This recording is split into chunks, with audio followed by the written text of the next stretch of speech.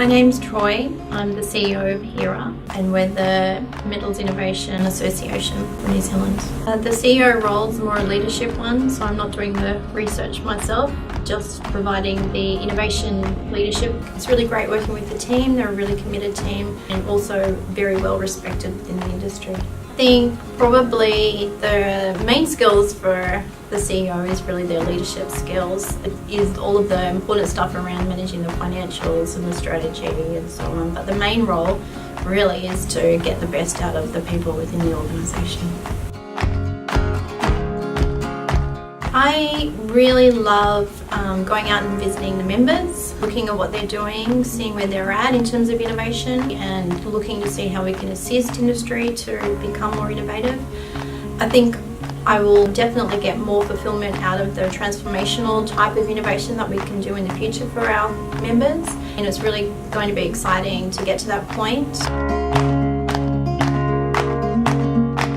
I think I've had a varied background and an unusual entry into steel. My background technically is science, mainly marine science and communications. The reason why I've ended up in steel is quite a long story. So it started with me graduating with my PhD. I then took a punt and applied for a job with the Commonwealth Department of Industry, Science and Resources. Didn't know anything about that organisation, it just had science in the title, so I thought that could be me. And it was a great opportunity to get that training on the business side and the innovation side. Probably the best training I could have got for customer focus. And from there I became a regional manager for Oz Industry. That region was the Illawarra, that's a big steel industry area. I worked down there for a while and then moved to the University of Wollongong. That's a big steel university. I was there for a while looking after lots of projects, including one where we created a research centre for sustainable buildings, and that led me to work very closely with BlueScope Steel. So it was kind of something that was serendipitous. I didn't go out in my career to become a steel innovation expert, but that's where I've landed.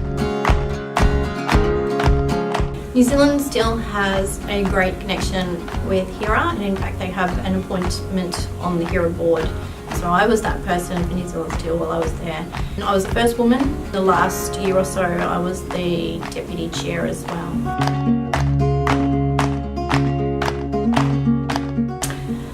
Yeah, I think it's really telling that the board chose a woman. To me that's quite a significant demonstration that there isn't an inherent issue around women getting into leadership roles in the industry. Some people do have issues with women in leadership roles, and I guess you become used to that. Women in STEM is a complex issue. I'm not quite sure that I buy into this idea that there aren't enough women coming through to fill the roles. I think that probably a lot of the issues that are there are subconscious and probably aren't definable, but I definitely believe that if we take it at face value that a woman and a man is equally capable, in theory, in practice we should actually be seeing greater representation of women. The data is there to show that companies who've got stronger diversity perform better. You know, on the data side, the evidence overwhelmingly supports the need for greater diversity. In terms of our membership, if we visit members, usually the number one issue they raise is that they've got an issue attracting and recruiting people.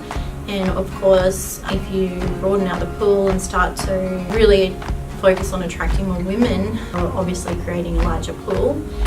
I think actually it just makes sense. Why wouldn't you want to encourage more than 50% of the population to be attracted to your company as a prospective employer? I understand some roles, and these are very few, require physical strength, and that not all women will be as strong as an average man. But I would also challenge that in terms of how are those companies looking at the process that could be improved to remove that requirement for physical strength.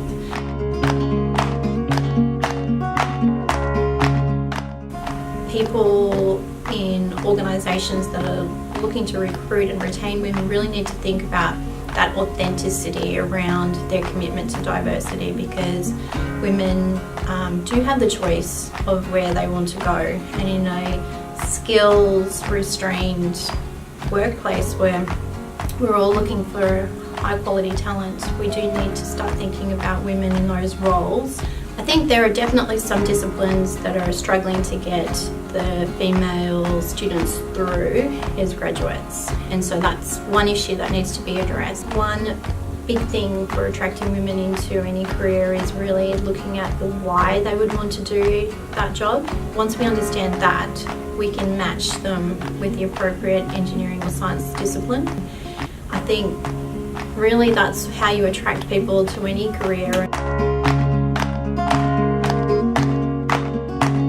I guess my bugbear is really around language. I think language and culture are really intangible things that manifest in tangible ways. So what are we doing to actually encourage women into those roles? Often has a masculine type of language used, and if we consider that language is indicating culture that is prevalent, it a lot of times is demonstrating that perhaps the culture isn't ready for women to come into those roles.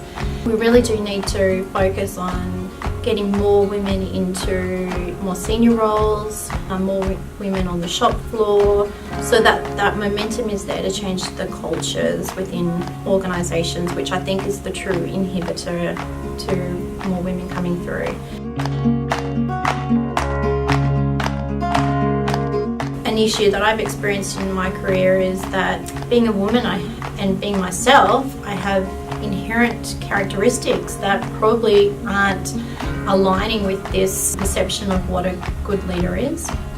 So for example, I have a soft voice and I've done a lot of training on it, but I'm never going to be an authoritative, deep-voiced, loudly spoken person that typically in our subconscious gives us a feeling of authority. So I've got a different style, and probably that has inhibited my career progression because I don't have the look and sound and feel of an authoritative leader. But I feel like my results are what have defined me, and we can all be leaders if we're doing the right types of things in terms of outcomes from leadership. It doesn't have to be in the same way that we're used to seeing it being done.